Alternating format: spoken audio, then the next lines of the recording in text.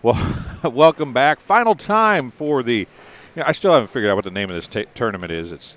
I've seen like 3 different names. I just call it the tip-off tournament. I don't know. Justice calls it the Lady Bomber Classic. One sheet I said had the roster or the schedule I got had the Bomber pre-Thanksgiving tournament. Another sheet I saw today. This one has the 2022 Macomb Bomber week before Thanksgiving basketball extravaganza all tournament team. Say that 10 times fast. It's some tournament. We're at Macomb. It's the last game. And it's at the beginning of the season, so whatever you want to call it. Yeah, we'll call it something. And we got Coach Belleville from Illini Bluffs on here. And Coach, obviously you want to come into these tournaments, and it's always cool to get a win, but it's probably more important to see what you have as a team and improve as the week goes along. And maybe you didn't end the tournament the way you wanted, but it looked like to me you did those things. I mean, we come here for the competition. Every team here is going to get up. They're going to guard. They're going to play solid defense. It's going to be a physical tournament, and especially at the beginning of the season, that's good.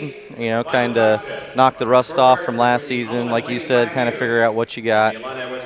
Work with different rotations, different substitution schemes. Try your best to get everybody some playing time so you can see what you got, and also try to win. And yeah, 1-4. We were 1-4 last year in this. This year, we were in or leading every single game.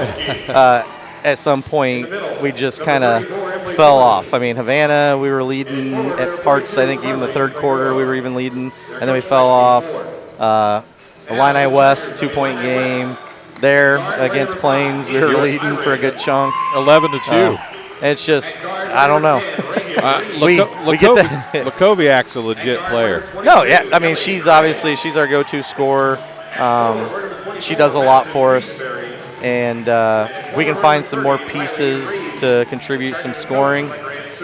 I think we're going to be okay. Defense, again, it's always a process, and we're still working on that. Morley is not afraid to get in somebody's mug, is she? No. We've had several people guarding hard, and again, that's just by the end of the season, that's going to make our guards that much better. Like, I wish we could play against that pressure every single night.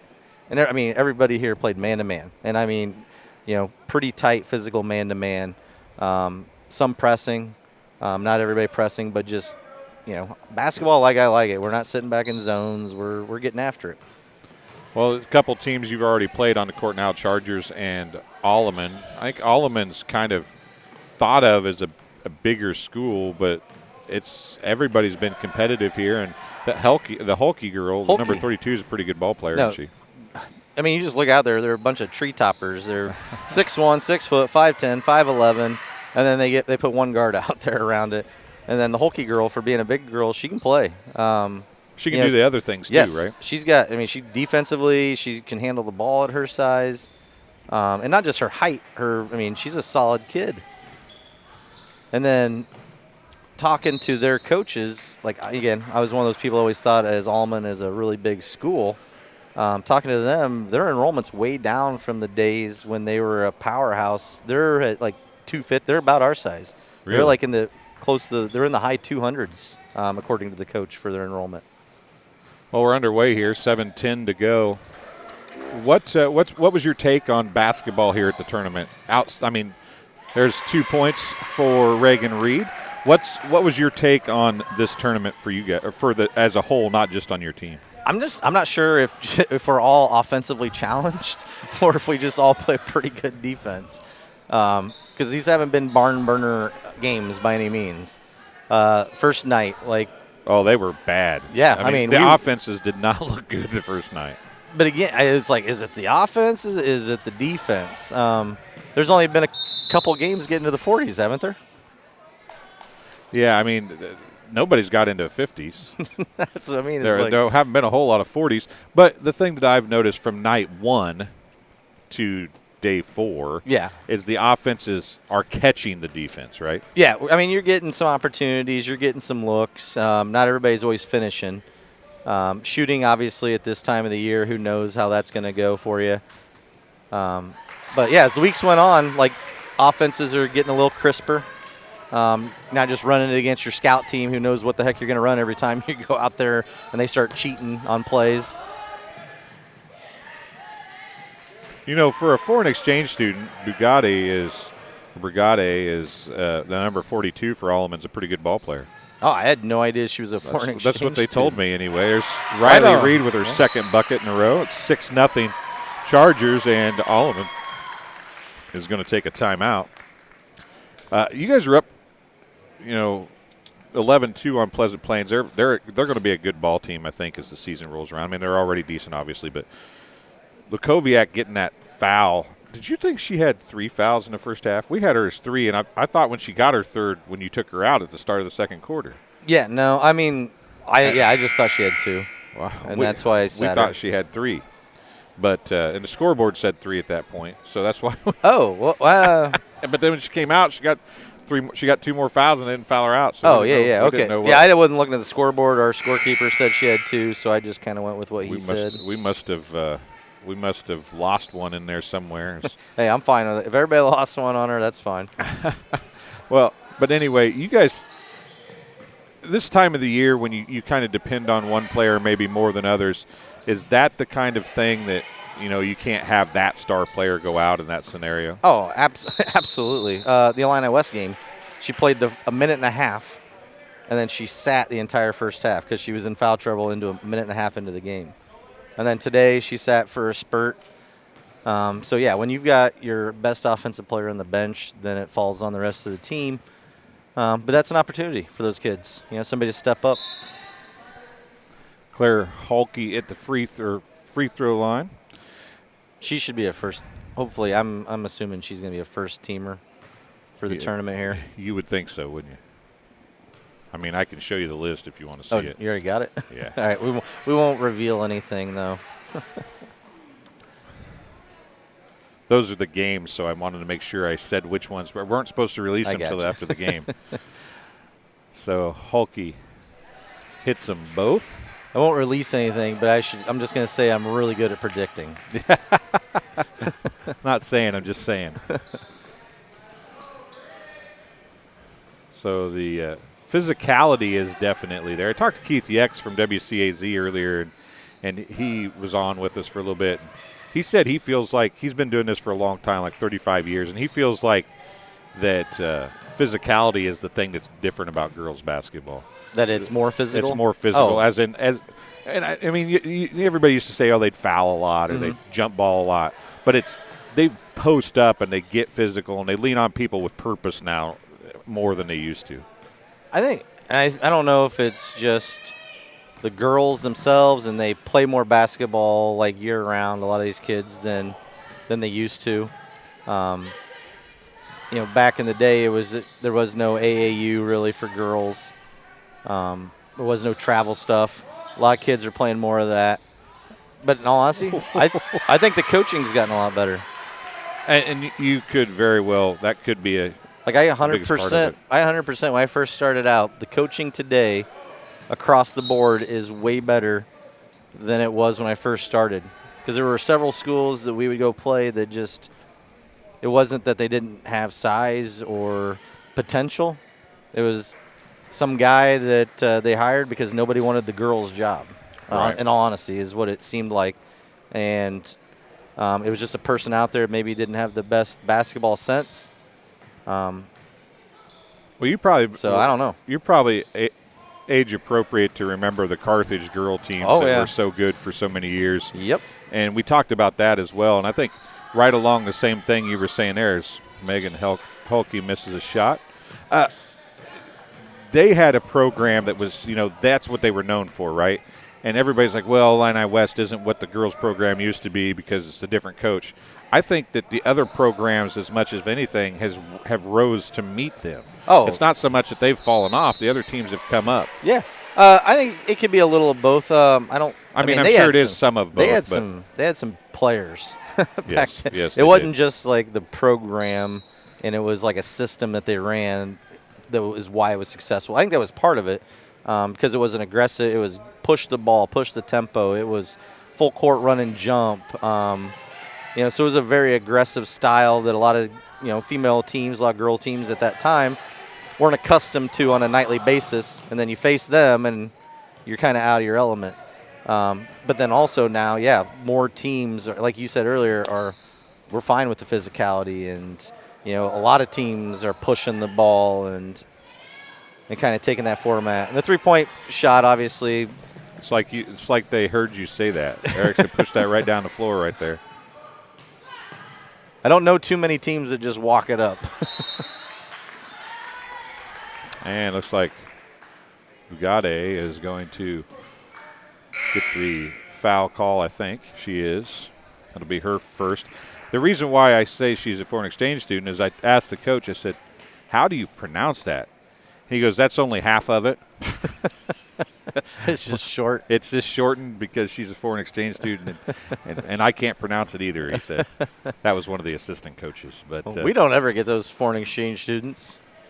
Nothing. It's not that they don't play basketball anywhere else, but I haven't seen very many foreign exchange students that were like the kind of athlete that would come into a team and play a lot.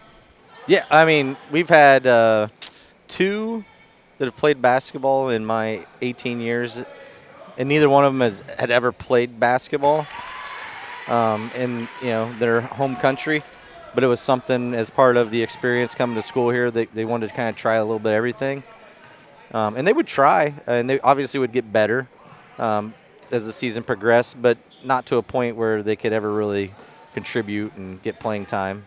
The only one that I remember 100% was a kid from Brazil that was a kicker. He played soccer, and he came and kicked field goals for the football team.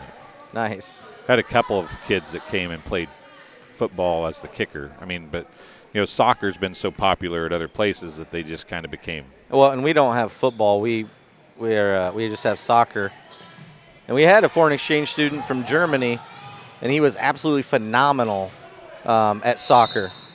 But he had already graduated in his home country, and so this was an additional year. And by HSA rules, since he had graduated, he wasn't eligible to play. That's not fair. And so, I mean, this kid would have been a legit first-team All-Stater. That's what we get. Or we get the kid that's never played before. So we just did the 8-man football state championship game last night. I'm going to say this, and you can answer if you want to or not. But that right there probably got away with a foul. Okay? And the ball might have went off white. I couldn't really see. But the crowd, neither could they. The crowd of the team that got away with the foul is complaining because they didn't get the ball too. Yes. I mean, it's never good. It's never good enough. Yeah, maybe you should just be happy you didn't get the foul called and again, as a coach, sometimes you recognize that. It's like, all right, as long as they either give us the ball, if you're not going to give us the foul, then you better give us the ball. Right. And or vice versa. Right. And that's kind of what that instance right there is, exactly that kind of stuff. I mean, the crowds today, as you get, you find certain crowds that are really like sports savvy, or they know what they're looking at. Yeah. And then you have other members of the crowd or other crowds that just literally couldn't dribble a basketball if they had to, or understand a single rule that basketball has. Do you know what I'm saying? My favorite is the over and back. They don't understand 3 points have to go over before it's an over and a back. So a kid will have 1 foot on each side and pivot back into the backcourt. Over and back, and they don't understand. It's like, nope, all 3 points, people. That was the right call. Olivia Johnson gets the bucket. 10-4. Number 33 is who that was, right? Did you see? No, I missed That's what that. I thought it was. I thought maybe you were looking to make sure I didn't say the wrong name. As it's 10-4 at the end of the. Can't leave her open. Well, I thought for a second I was going to say at the end of the first quarter, and I was almost wrong. But so what's your season, now that you've got this out of the way, you don't get to practice much during a tournament like this. Although this is nice because you do get a day in between, so you can at least work on a couple things, I suppose. Until the Friday and then the 2 on Saturday. That's tough because you're practicing. You played Wednesday, you're practicing Thursday, 3 games. You obviously can't prepare for 3 teams. Like if you really want to try to do some scout stuff and, really look at here's the things that they like to do and talk about personnel and things like that. So you just work on, hey, stuff we need to work on. Let's work on us. So that's tough. Like us, we had to play the 9 o'clock game, which 9 o'clock is never any fun. To me, you're only playing 3 games in the morning and 3 games in the afternoon. I would love to see that move to 10 o'clock, push it back an hour. It is what it is. Bushnell actually starts theirs at like 11, 10:30 Or how about like Macomb and Illini West play that since they're the closest teams? Just throwing that out there. Yeah, and that's everybody else is an hour plus away. that is a I don't know how to put it, but I mean, this isn't you have to win or whatever. You know what I'm saying? Yeah, we know what the schedule is before we start, right? Yeah, and it's a tip-off tournament. Everybody's just learning their team. I think it's great to win this for sure, but I think it's just more about getting out there, playing some games, to get some tough competition, seeing some teams that you maybe don't normally see. Like without coming here, we'd never see Illini West unless we met them in the Beardstown tournament. Havana, we don't play in the regular season, even though they're close to us, because we play them here. Rock Island Alleman, way too far away. We would never get a chance to play them. Pleasant Plains, same thing. Like we would never get a chance to play them. So we love coming here because teams that we don't or might not see unless we hook up in another tournament, a bracketed tournament. In all honesty, I've been working in Macomb and media for 25 years, 30, 25, 28, something like that. Anyway, I don't think I've ever covered an Alleman game until this tournament this year. And they were in it last year, right? Yeah, but I didn't cover it last year. But you weren't in it. Okay. So. And was last year their first year? It's hard to remember some of the teams, because Pekin used to be in this at one time. And then West Prairie was in this at one time. And then the other usual suspects. Polich picks up her second foul. Reagan Reed will be at the free throw line to shoot 2 with 7:26 to go in the second quarter. You were watching on the bus on the way home Monday night? Yeah, I was like, I'm not sticking around to scout. We're a long ways away. I'm just going to watch you guys. And then you were encouraging people to text it or to get in the chat. So I never did hear you make a comment about my changing the nets. Oh, I did. You didn't hear me? No, I missed it. I was afraid I made you mad. Oh, no, honestly. I kept waiting on it, and I missed it. I'll tell you what I said. I said, I don't know that Illini West burnt the nets up. They just burn them up a little more than you. I had one of my colleagues at school who's a coach, and his son is in college, and I tweeted that. Is that Troy Teal? No, Steve Bishop. Oh, he's not at the school. Troy's not at the school, is he? Yeah, he's at the school. Is he at the school? Yeah, he's I at the just know school. Troy. He grew up down the block from me. Okay.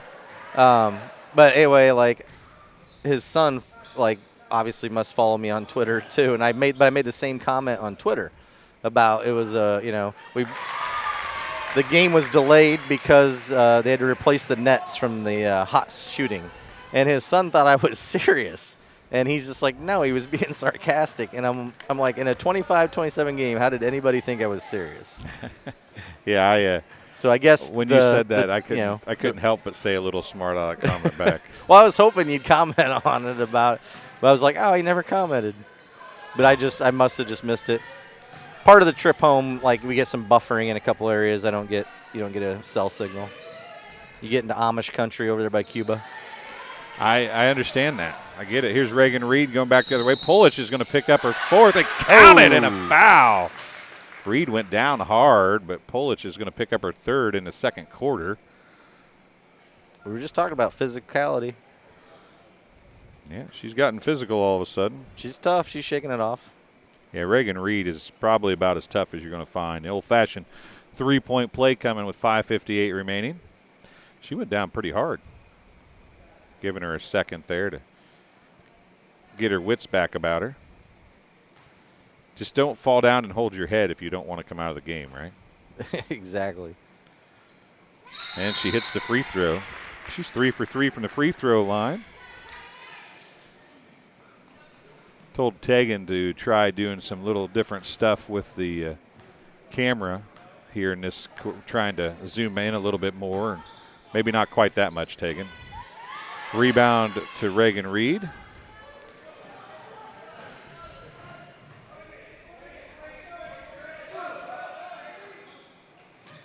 So what's your rest of you guys? You got the Beardstown tournament, I would imagine, right? We have a tournament before that, like week before. Nice shot. Craig hits her second 3 of the second quarter. We got a couple. Well, we got one game. We play Tuesday against North Fulton at home. And we got a little break for Thanksgiving. We don't play in a turkey tournament. And then a couple games the week after that. And then the second week of December, we play in a tournament. We're going over to Monmouth United. We used to play in the How Knoxville. long of a drive is that for you guys? It should be about the same as here. Little different route, but we should. I'm thinking it's going to be comparable, which is why I agreed to do it. But it used to be the Knoxville tournament, and then Knoxville dissolved their tournament after last year because they want to go play in Erie, I believe, in a tournament. And so Monmouth United was in it. We were in it. Farmington was in it. Elmwood was in it. All those teams are still in it again. And then they added West Prairie and Galesburg Christian, maybe? Like some school I've never heard of. There is a Christian school. Like Costa. Is it Costa? I don't know if that's high school. That's a junior high. It's a junior high, yeah. But it's that like, same. It's like it's that Galesburg same group, Christian, right? yeah. So I mean, like I said, I've never heard of them having a team or no idea who they play or anything. I want to say that I used to work at the Macomb Journal with Michael Lee, and his wife was the principal there back in the day, and his 2 boys played, or his 1 boy played there, and it was a really small private school. So I have no idea what kind of level of basketball they're going to play. But some of those other teams, Elmwood's got a really good squad. And then United has their point guard is a legit player. Who's that? Monmouth United. Monmouth United? Yeah, their point guard. I think she's only a sophomore this year. And she was second team All-State, for coaches for IBCA All-State. I think she was a second teamer. But she can flat out score it. It's just getting more and more physical as the game goes along. Do you feel like that's a common occurrence? Well, and I mean, it's going to get as physical as the refs let it is the problem. I mean, I'm not going to call people out, but some of these games have gotten really physical, and there's hardly been any fouls called. I would agree with that. Claire Halke picks up the foul. And I don't. Now, there's some of that, they say that, it's early in the year, so we let some stuff go. But really, don't you feel like you need to call the game how the game needs to be called? Doesn't matter if it's the first game, the last game, beginning of the game, or end of the game. Exactly. Like, it's not like late in the game where, sucking on the whistle. We're not gonna blow the whistle. All right, swallow it. Swallow the whistle. I got told in this tournament, like, I was arguing about one of my kids getting fouled, and I got told that it didn't affect the play, so it's not a foul. And I said, well, a foul's a foul, regardless. And no, he didn't agree with me. So you get some refs that do call it on an advantage, disadvantage. If it didn't cause a disadvantage, then I don't call it. And then specifically in the rules interpretation meeting, it says they're not supposed to do that. But, again, I have no control over what they call. Well, I mean, there's certain fouls that, okay, we can, like if you're beating on each other underneath or whatever, that's okay. It didn't make an advantage. I'm not going to stop, because you could call that tons of times, I suppose. Yeah, and I'm fine with some physicality, and I don't want every little ticky-tack thing called. I don't think any coach does. But when you're laying on a ball carrier, or ball handler, I should say, not carry. Tell I just did football last night. Or you just run into somebody and knock them down. Right. There had to have been a foul there. Right. As the Chargers lead 23-12. Yeah, Alleman plays hard. I've been really impressed with Audrey Erickson, number 12. She's a baller. She is a good ball handler, and a good compliment to Hulke. And then I don't see their other.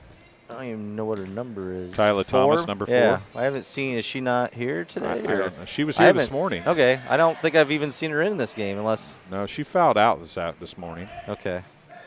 Maybe she thought that meant she fouled out. Like right there. Yeah. 30-second timeout called by Illini West. I agree, Grant. That's the thing we don't talk about a whole lot, because we don't have coaches on here with us that are actually still coaching.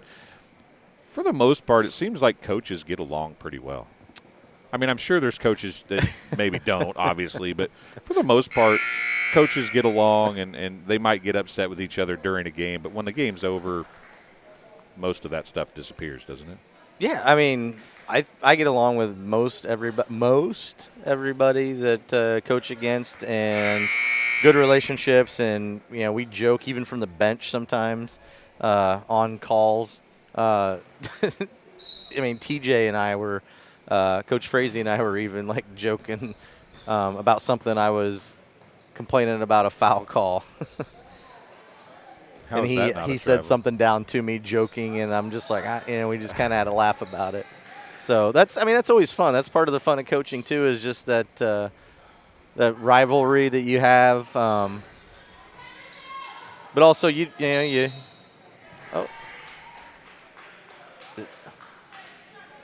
didn't think that was a ton of contact for what they're letting go. Yeah, that's the kind of thing is. And that's the stuff that irritates you as a coach right there. Like, you let all that other contact go, and then you call that. And just sometimes the consistency. And, again, I'm not saying I could go out there and do a perfect job by any means. And, I mean, we do. There's a huge need for good referees. A lot of our referees are getting older, and we need an influx of younger people coming into the I was told today that IHSA let some of the officials here know that the average age of the high school basketball official this year is 57. I believe it. Probably the majority of people we had. I'm trying to think if there's one person under that age. The one guy that came Sullivan. from WI, the guy that came in late for our game. Yeah, but Brian Sullivan and he Wyatt says McGrew. he does. Is he a college ref? He's a boys ref mostly, but he does. Okay. He coaches high school golf too. Oh, okay. Here at Macomb. I mean, I think he's the youngest guy we've had. Yeah, him and Wyatt McGrew, who also teaches here as FFA instructor here. They are relatively young, but there aren't very many pairs like that. They referee boys get basketball together, and you don't see very many groups like that. But there's definitely a need. Erickson there. I mean, I've heard of some. I was talking to some people, and they were talking about how some schools had to cancel some games because they couldn't find refs to ref them. Reed at the free throw line. And she'll get it. Nope, doesn't need the other attempt. Early entry into the lane by Orendorf. Was it? I didn't even wasn't even paying attention to that. No, she just came in the game. You have to give her a break, right? No, that's the most irritating thing as a coach. You go into the game and you immediately mess something up. You know what? We don't expect our kids to play perfect all the time, but it's like, you put a kid in and they do something boneheaded or right out of the gate, and it's just, it's frustrating. Speaking of free throw line things being irritating, have you been surprised at how many kids, holy smokes, how many kids have went across the free throw line early trying to get their own rebound? There's been a bunch of that this tournament. Is it because it's early in the year? Yeah, I have no idea. Like, your job when you're on the free throw line is to make the free throw. Rebounding, if it comes back to you, great. And nobody boxes you out. But just concentrate on making the free throw. But I bet I've seen that called 5 or 6 times. See somebody do the old Michael Jordan and come from the three-point line. Yeah. Get that yeah, rebound that was on a so shot. illegal. I mean, it looked cool, but that was so illegal. He almost beat the ball to the rim. Hulke with the 3 attempt. It's off. Erickson down to Pulich. She's moving both her feet. Jump ball. Chargers, 101. I think Erickson, I really like her game. I mean, she's a really good ball handler. I think she could really try to look for her own shot a little more, in all honesty. Yeah, she doesn't. I mean, I know she's operating within their system and, running the offense, but I think she could score it at a high level if she really wants to. Riley Reed is the one that everybody. That was fine. It looked like a travel, but she didn't have possession. She was juggling it. She was trying to get a hold of it. I don't know. Barely had a hold of it when she shot it. There's been a lot of that, but it is early in the season of fumbling, ball hits you in the hands, fumbling around.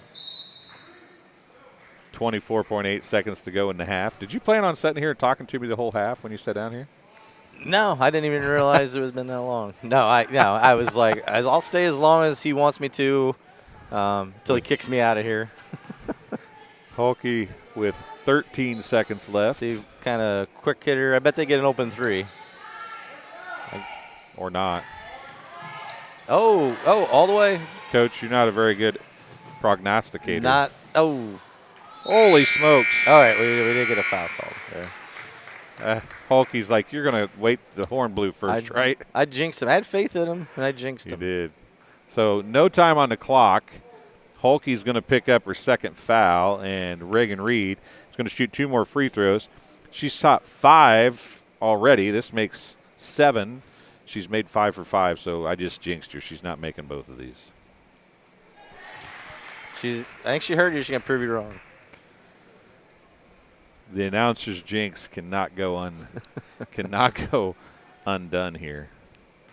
These have to be like the most traumatizing thing as a free throw shooter, all alone. Nope. Everybody's staring at you. Oh, see, she made them both. She said, "I'll show you," she says. So 27-16 at the half. Chargers. Has there been anything from this tournament that surprised you? Trying to think. No, not really. I mean, maybe just the low scoring. Like, I thought there'd be way more offensive firepower from all the teams. But like I said, I think everybody here plays some pretty solid defense. They're definitely not afraid to get up in your face for the most part. And, again, early on, obviously, you're going to have offensive woes as well. And that makes your defense look that much better. I mean, I figured Havana would be the favorite. They've got a nice team.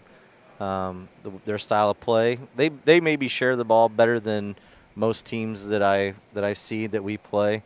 I mean, they're really good at passing the ball and sharing the ball. So when I'm a spectator, when I'm playing them, obviously I want to beat them with every fiber of my being. But when I'm watching them, I do really enjoy watching them just because of the way they play the game. Yeah, I said, talked to Coach Horrell earlier, Steve Horrell, the AD here, and I said, I know I'm old because their coach I covered when I worked at the newspaper at her high school. When she was a player? When she was a player. So that's how I know that I'm getting old. When the kids I coached are becoming head coaches and building programs, and being part of a building of a program, makes you – what is it that makes some – is it the ability of the coach? Is it the kids? Is it a combination of everything that allows some of these programs to just – like Carthage was back in the day? I mean, obviously you need players, but it has to be like some sort of a mixture that just has to fit at the right time in the right spot, isn't it? Yeah, I mean, I think obviously the kids are a huge important part, but the coach as well. I mean, as a coach, you're the one that sets the tone. You're the one making all the decisions. I think for them, I don't know which came first, honestly. Did they have some success and then the community got behind them? Did they just always have that community support from the get-go? I really don't know because I just always knew them as being this juggernaut, like, girls basketball team, even when I was in school, in junior high, in high school with the Ice Noggles and, way back then. And they were just always really good. And but they had a system and they taught it from, the youth levels all the way up. There was consistency. There was communication across all levels. And then you can't talk Carthage basketball without mentioning Jerry Logan. I mean, he is Carthage basketball. Like, you talk to anybody that knows anything, and I'm not saying that the other coaches weren't extremely important, but, I mean, Jerry Logan, I think, really set the foundation for that, especially because all the youth coaching stuff that he did. I mean, I've coached junior high basketball. I gave it up when I took over the head job 3 years ago, but I had coached junior high for 17 years, and served as the assistant coach at the high school the whole time. And that consistency for our program was always huge.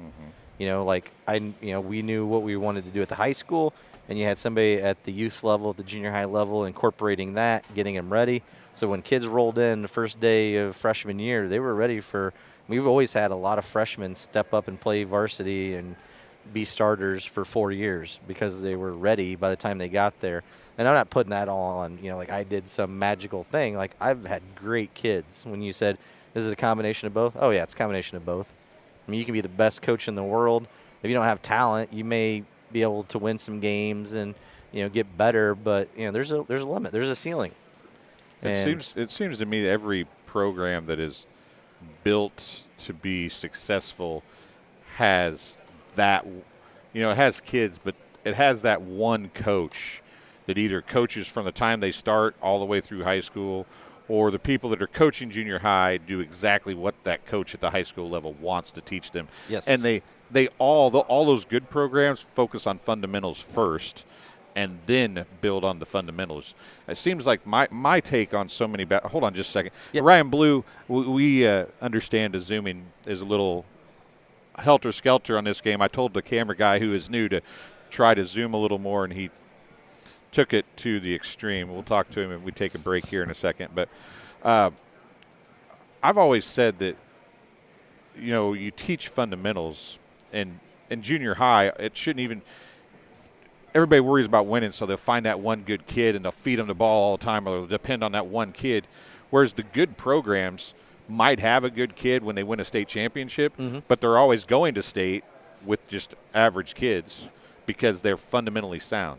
And if you build that fundamental base, then you can do a whole lot of other things with average kids and one good kid. You don't need 4 or 5 great kids to be good because you've got fundamentals. Yeah, no, absolutely. And then, like you said, that consistency too, because there are a lot of programs where the junior high coach is doing something completely different than what the high school coach is doing.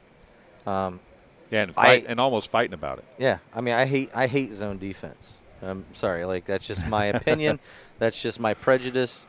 Not a fan of it, especially at the youth level, because from a developmental standpoint, I feel the man-to-man defense, not just from a defensive standpoint, but then also your kids learning offensive fundamentals and offensive skills. It's pretty easy to win a lot of games at the youth level because kids don't have the strength to shoot it from the outside. And so you can just pack it in, shoot it, and nobody can ever dribble anywhere. You don't develop those one-on-one skills that you need. A lot of your best players, they go out and they play one-on-one, and they just play pickup games. And, those days are kind of fading away a lot because parents and coaches, they all want to get everything to get so organized. And, like, just let the kids go play and learn on their own once in a while. Yeah. And have that freedom to do something that they know that if they did it when the coach is watching, they'd get in trouble. Right. Like, Dick Keene was my coach in high school. And if you'd have done certain things, if I'd have went between my legs, bringing the ball down the court at the top of the key, I would have absolutely got my butt chewed. And now that's just a normal move, normal thing you teach and you let kids do. Nobody says a word about it. But just, again, kids having that freedom to be creative. And to me, that was always the most fun thing to do with the game of basketball, is just being creative. We're going to take a real quick break, and we'll be back here in just a minute on TSSR Game Time Live, presented by MDH. At Western Illinois University, leathernecks don't just blend in. Our purple stands out. Our students are innovative, creative, and resilient. At WIU, there's limitless potential, with campuses in Macomb, the Quad Cities, and online. Visit wiu.edu/potential to become a leatherneck and get an education that stands out. I went through MDH when we were trying to get pregnant. We were struggling the first year, and then when we got pregnant, I stayed at MDH and through labor and now for pediatrics.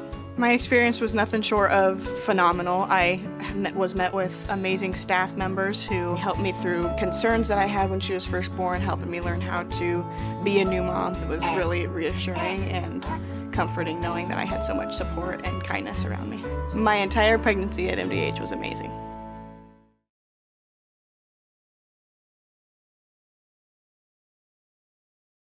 MTC Communications is building a high-speed fiber network in our community, and we're putting priority on the areas with the greatest interest. That means we need your input to let us know you want us to build fiber in your area first. Experience the speed and convenience of fiber internet by visiting our special website and registering. Let us know you want fiber internet today, and make your voice heard. And welcome back. Minute 25 left in halftime.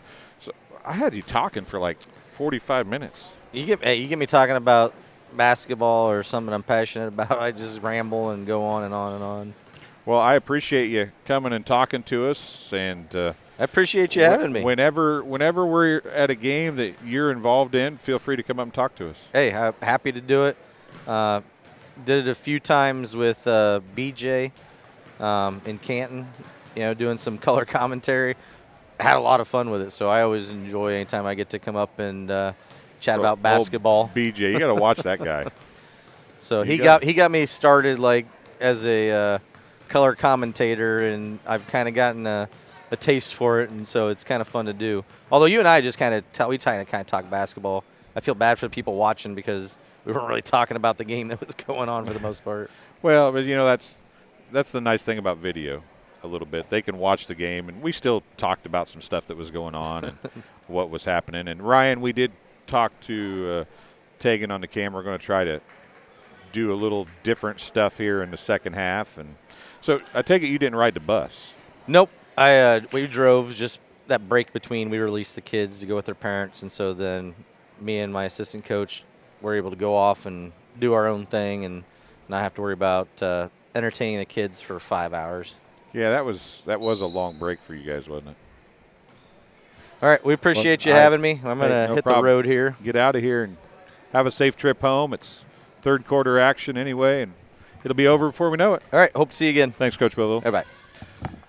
Coach Belleville from Illini Bluffs spent the first half and halftime talking to us, and we'll look a little more closely here at the basketball game in the second half as we talked to Tegan a little bit on camera, trying to get a few ideas. There's a three on the way by Erickson. Hulke now is going to loft up a tray. It's hard off the glass, no good. Reagan Reed gets the rebound, and it goes back the other way for the Chargers. There's Eyring with it. Hulke now going to take it back after the steal. Spins, throws it up, a little bit of contact, but she's going to get the bucket to fall. 8 points for Hulke.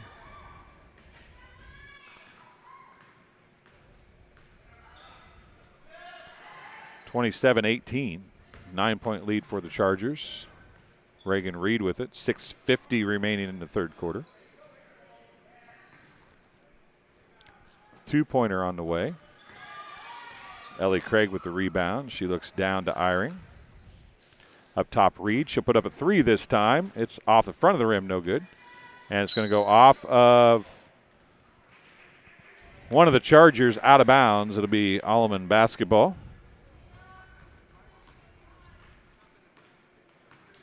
Erickson brings it up the floor with 6:29 to go here in the third quarter.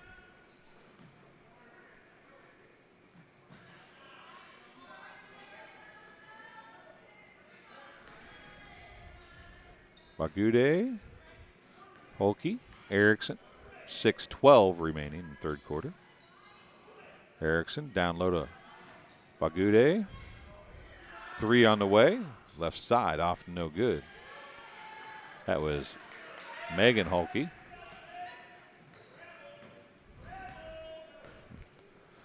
Could have been a travel, could have been a foul. They called neither, so everybody's okay. Craig, right elbow jumper off, no good. Rebound to Riley Reed. Counted in a foul for Riley Reed. She's been relatively quiet. She'll have 8 points now. Fouls on Megan Halke, her first unofficially. Team foul number 1 of the second half.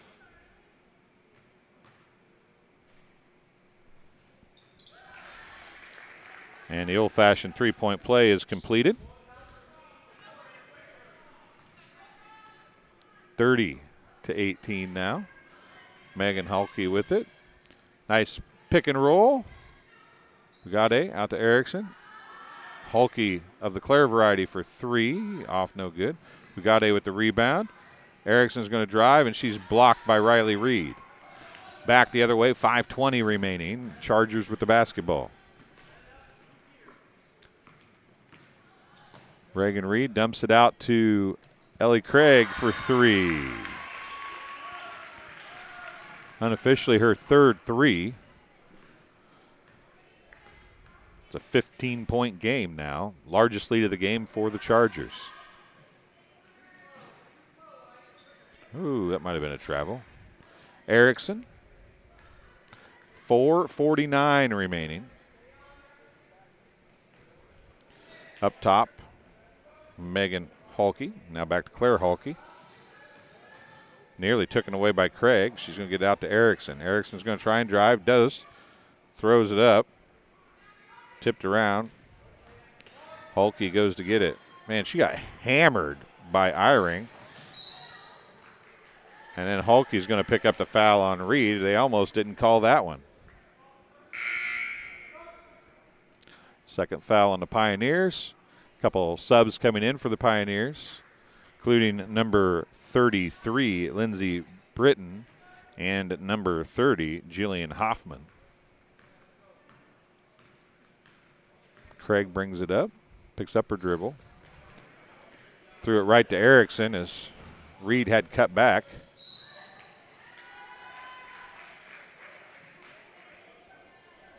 Man, the stuff, no, never mind.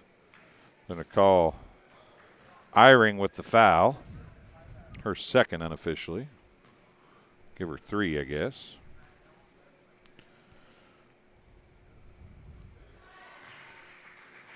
Erickson makes the first.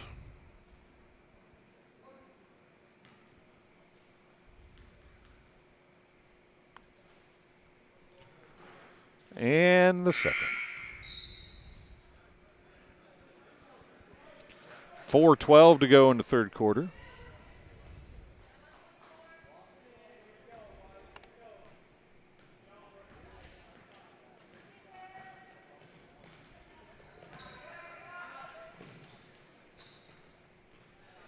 Reed on the dribble.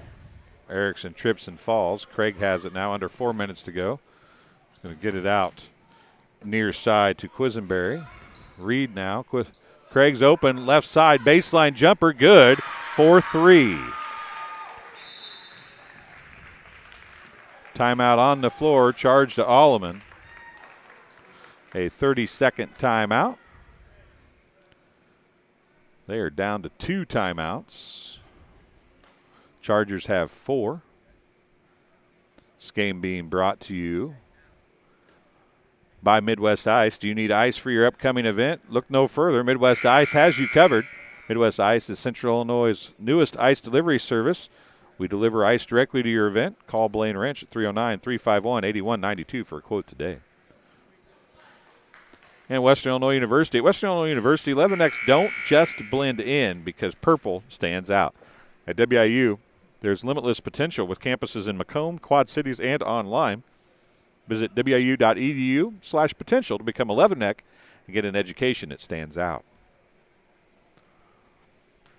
Going to inbound it now with 3:45 remaining as Halke was a long ways away from the baseline there. 3:35 remaining, third quarter. 36-20 the score. Now Craig is going to pick up a foul.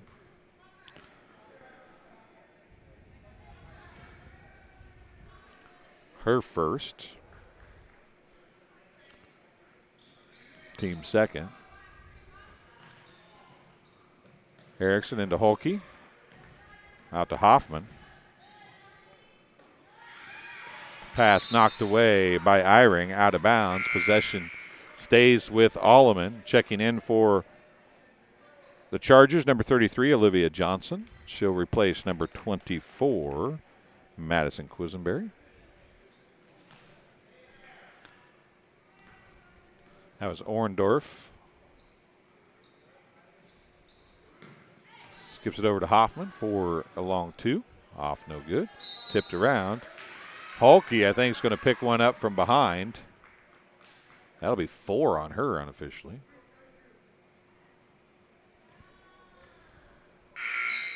That's her 4th.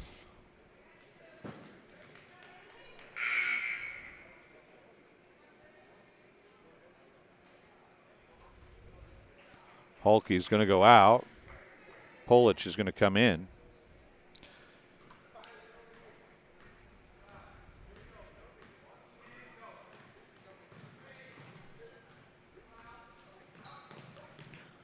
Craig. That's number 2, Allison Eisnagel. Reed goes the lane and gets fouled by Erickson.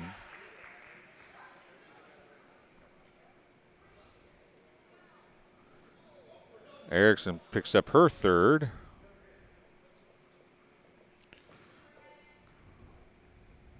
Reagan Reed at the free throw line. She is 7 of 7 from the free throw line currently. Rolls that one around and in.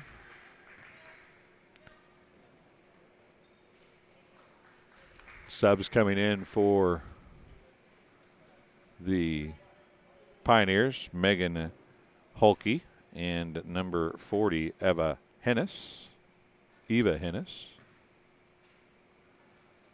Reagan Reed finally missed one.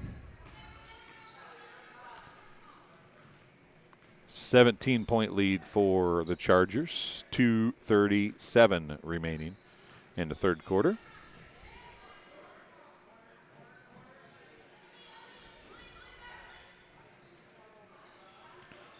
Three on the way. Off no good from Megan Holke, excuse me.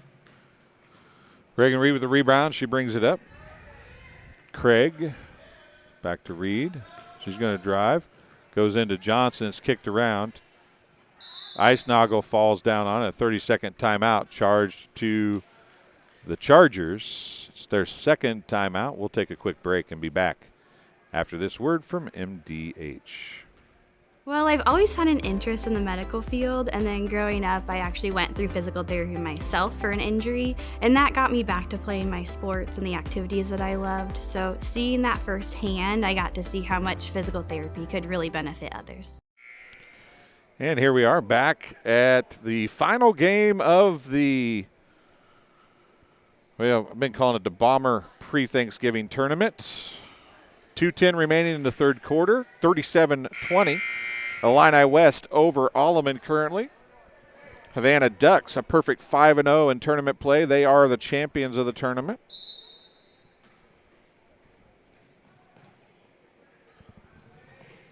Johnson had it on the inbound. Gives it to Craig. Eisnagel. Dumps it down in the corner to Craig. Skips it out to Eisnagel. She'll try the three. It's off, no good. It's going to be tipped out of bounds, they said, by Johnson. I'm not sure that I saw it that way, but.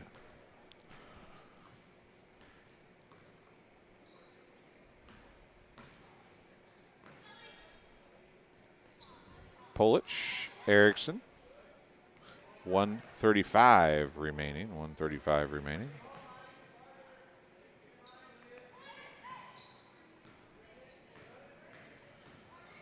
Erickson throws one up. It's off the rim, no good. Rebound to Riley Reed. Outlet to Reagan Reed. Pulls up, gives it to Craig. Looks at the three. He's going to take it and nail it. That's 5 3-pointers for Ellie Craig.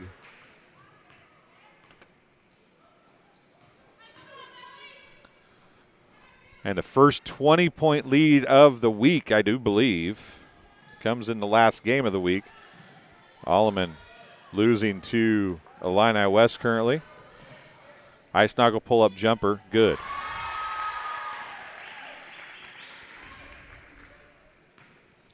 And the Chargers running away with this one, up 42-20 with 38 seconds remaining in the third quarter.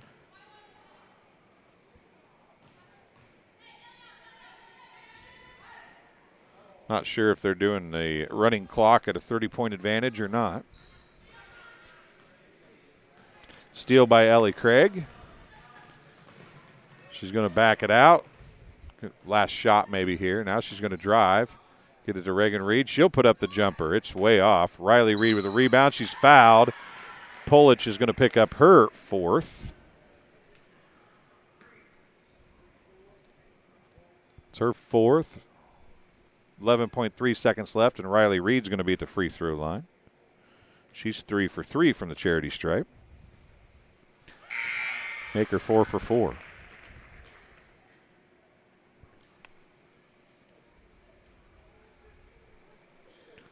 (43-20).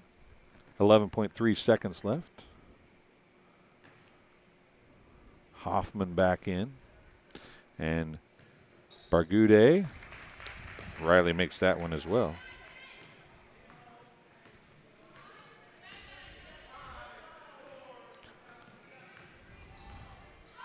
Long three, Erickson, good. Audrey Erickson breaks the scoring drought. Gets her second three of the game. And it's 44-23 at the end of the third quarter of play. We'll take a break and be back on TSSR Game Time Live, presented by MDH, right after this. At Western Illinois University, Leathernecks don't just blend in. Our purple stands out. Our students are innovative, creative, and resilient. At WIU, there's limitless potential, with campuses in Macomb, the Quad Cities, and online. Visit wiu.edu/potential to become a Leatherneck and get an education that stands out.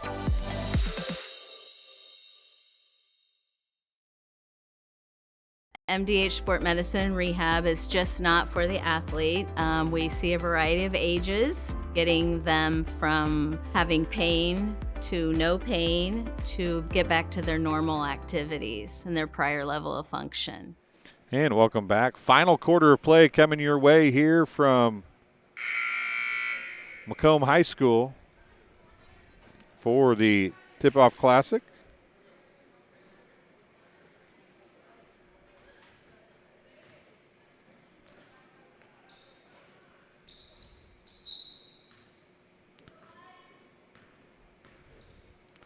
Will be Chargers basketball.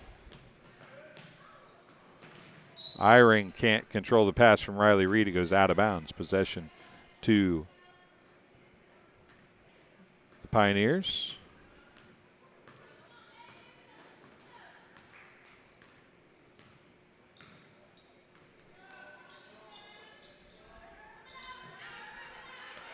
Megan Holke had it tipped away by Reagan Reed, out of bounds. 7:36 remaining in the basketball game.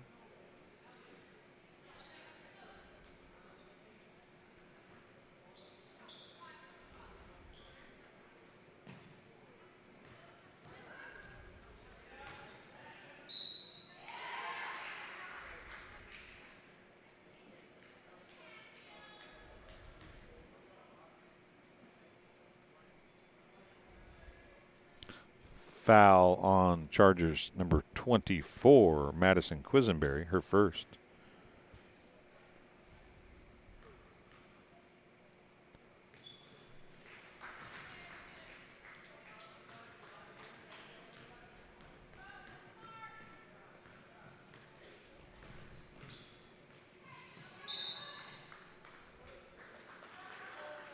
Stay with the Illini West.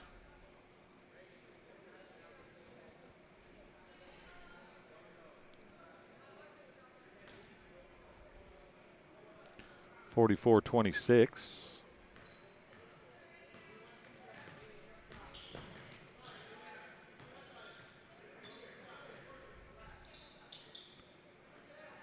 Eyring going to be tied up by Bargude, and it'll go back to the Pioneers, who are trying to make a run back into this thing. They're down by 23 just a few moments ago.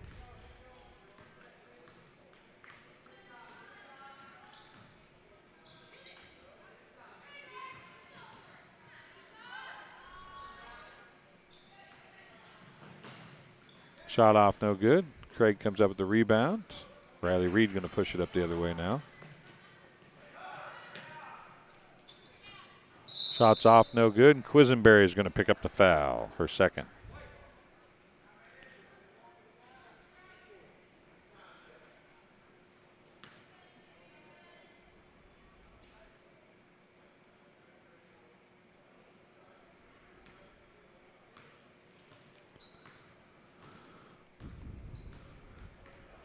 Erickson on the dribble, 6:38 remaining.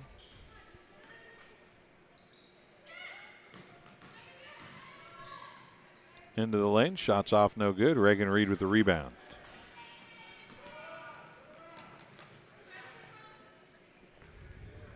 Reed going with it, top of the key now, 10-foot line.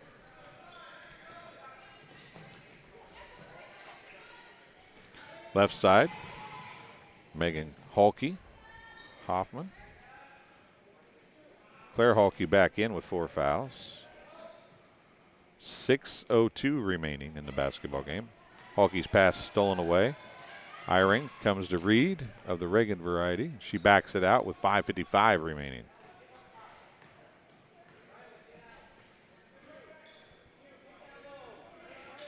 Looking to use some time off the clock here are the Chargers.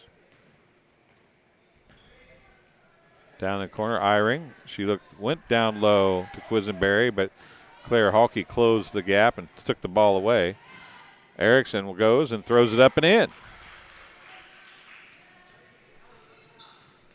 That's 12 for Erickson.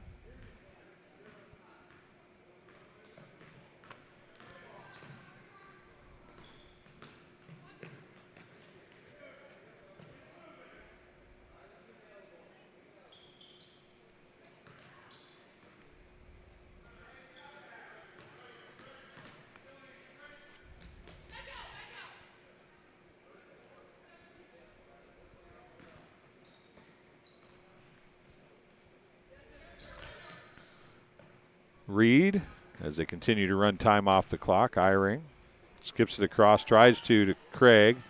It's picked up, given to Riley Reed. 4:42 remaining.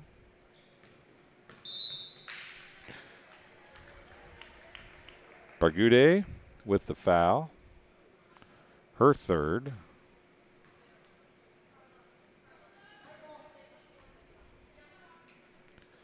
Team foul number 6.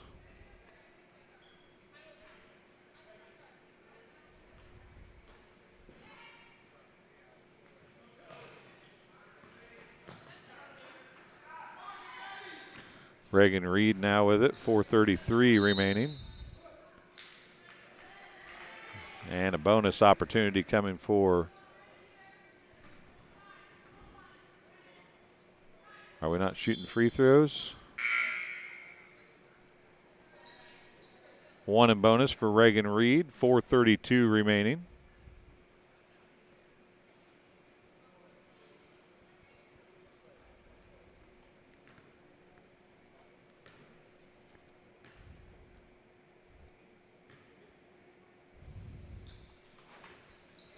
Missed the front end of that one.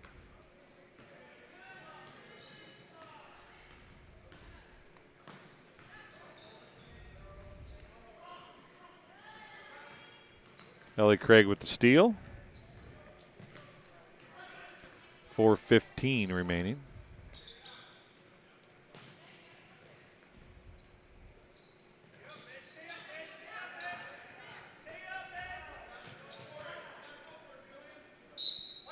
Off the leg of Lindsey Britton. Possession will stay with the Chargers. 4:01 left in the game. Reagan Reed.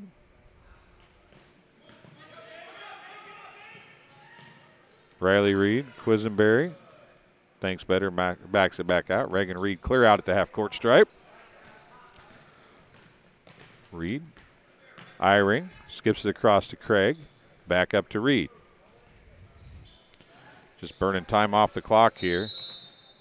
And a foul's going to be charged to Lindsey Britton. Reagan Reed's going to shoot another one in bonus.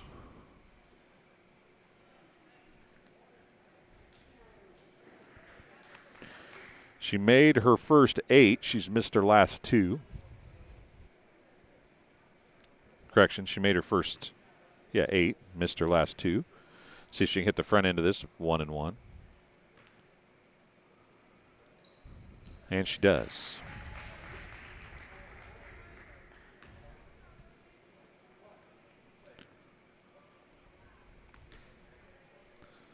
(45-28). 3:35 remaining.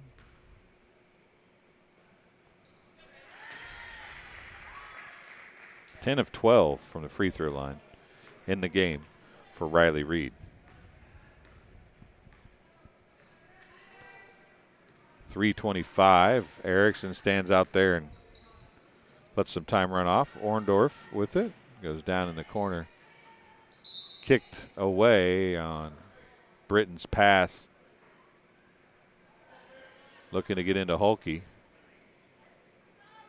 3:16 remaining.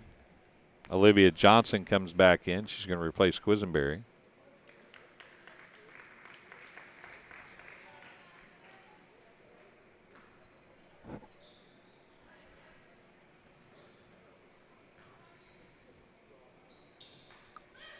Hulke into Orndorff. She puts it up, off no good. Ball's going to be tracked down by Eyring. She stops, holds it up, gives it to Reagan Reed. 3 minutes remaining. 3 minutes remaining. The Chargers content with letting the clock run out. Britton, 2:45. Watching the clock go down in a game like this is kind of like watching water, waiting for it to boil. As it just takes a long time for every second to click off the clock. 3:35 is what they got it on. See how long they can keep it without a foul being called. And, well, I jinxed that. Erickson's going to pick up the foul. That'll be her 4th. Team foul number 9. And Craig, who has 5 threes, is going to shoot her first free throws. It's a bonus situation. Bargude checking in. Orndorff taking a seat. Eisnagel back in. Eyring out for the Chargers. 2:19 remaining.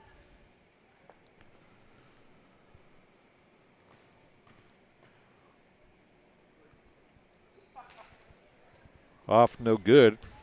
Apparently too close for Craig today. She's lights out from 3. Hulke puts up the 3. It's off no good. Brigade with the rebound. Nope, Eisnagel comes down with it. She picks up her dribble. Gives it to Craig. 2 minutes remaining. 180 seconds. Actually 120. I can't do math.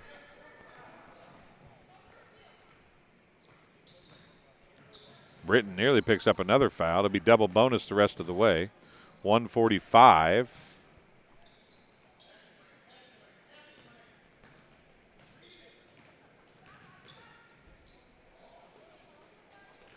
Riley Reed to Johnson. To Reed again, of the Reagan variety. 1:28 remaining.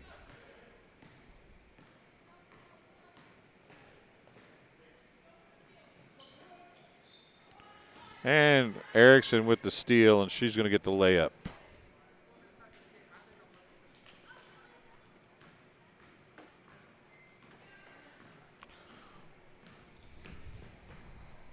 (46-30).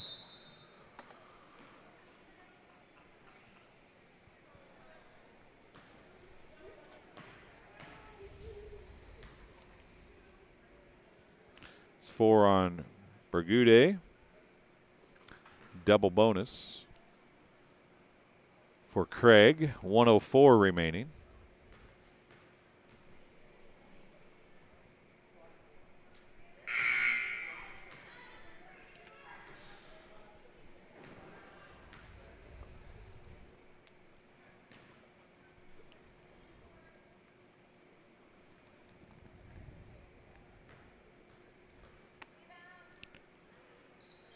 And she makes the third one.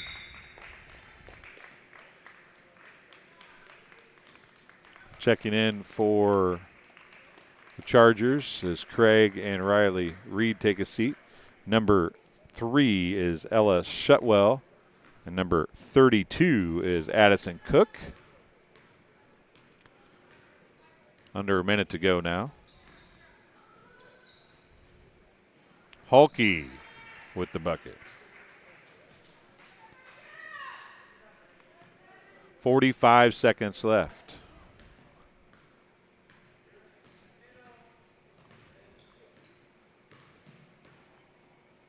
Ice Noggle.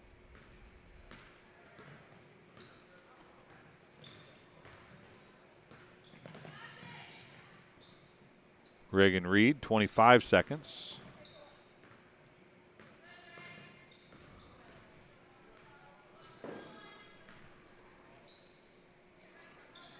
Wasn't a good place to pick up your dribble. 12 seconds.